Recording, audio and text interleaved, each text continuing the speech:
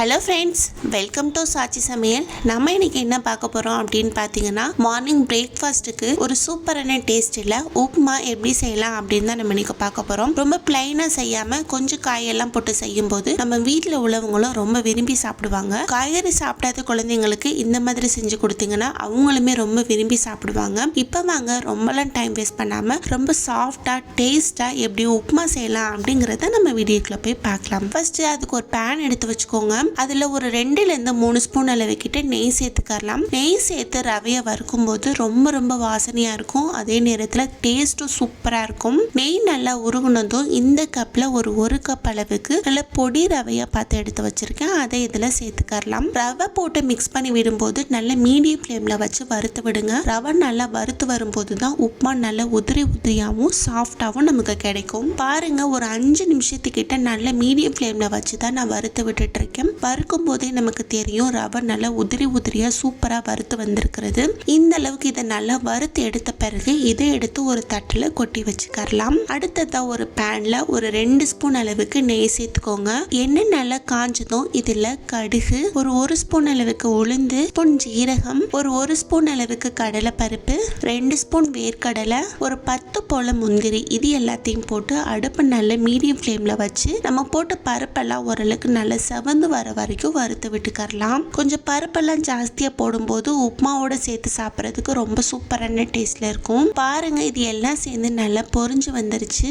இந்த டைம்ல இதுல ஒரு கொத்து அளவு கிட்ட கருவேப்பிலை சேர்த்துக்கலாம். ஒரு 2 கிட்ட மீடியம் சைஸ் அளவு பெரிய வெங்காயம், ஒரு 4 பச்சை மிளகாய், இதையும் போட்டு அதோட பச்சை வாசனை போற வரைக்கும் நல்லா வதக்கி விட்டுக்கலாம். உப்புமாவுக்கு அதோட கலர் மாறணும் அப்படிங்கிற அவசியம் இல்லை. ஜஸ்ட் அதோட பச்சை வாசனை போயிட்டு நல்ல ஒரு கண்ணாடி பதத்துக்கு வந்தாலே போதும். பாருங்க, நான் சொன்ன மாதிரி இது நல்லா வதங்கி வந்துருச்சு. இந்த டைம்ல இதுல கொஞ்சமா கேரட்டும் பீன்ஸும் கட் பண்ணி வச்சிருக்கேன். அதை இதுல சேர்த்துக்கலாம். அடுத்தது அது கூடவே ஒரு சின்ன மீடியம் சைஸ் அளவு தக்காளி பழமா எடுத்து பொடிசா கட் பண்ணி வச்சிருந்தேன். அதையும் இதுக்கு தேவையான அளவு உப்பும் போட்டு நல்லா மிக்ஸ் பண்ணி விட்டுக்கலாம். இப்போ இதையும் போட்டு ஒரு 2 நிமிஷத்துக்கிட்ட வதக்கி விட்டுட்டு மூடி வச்சிடலாம். காய் ஒரு பாதி அளவுக்கு வதங்கி வரட்டும். இப்போ ஒரு 2 to 3 நிமிஷம் ஆயிடுச்சு. காய் பாருங்க, அதோட கலர் எல்லாம் மாறி நல்லா வதங்கி வந்துருச்சு. இந்த டைம்ல இதுக்கு தேவையான தண்ணி சேர்த்துக்கலாம்.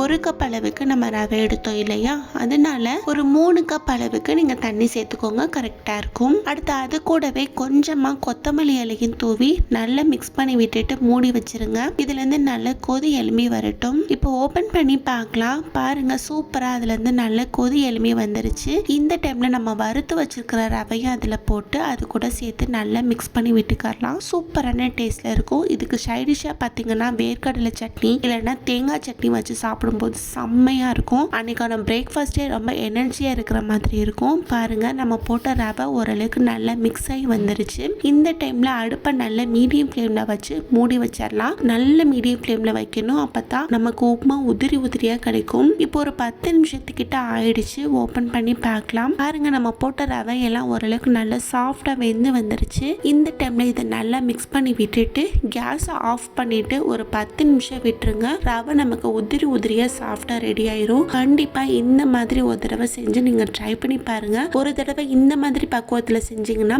திரும்ப இதே மாதிரி தான் செய்வீங்க. ரொம்ப அருமையான டேஸ்ட்ல இருக்கும். கண்டிப்பா ட்ரை பண்ணி பார்த்துட்டு எப்படி இருந்தது அப்படிங்கறத கமெண்ட் பாக்ஸ்ல கமெண்ட் பண்ணுங்க.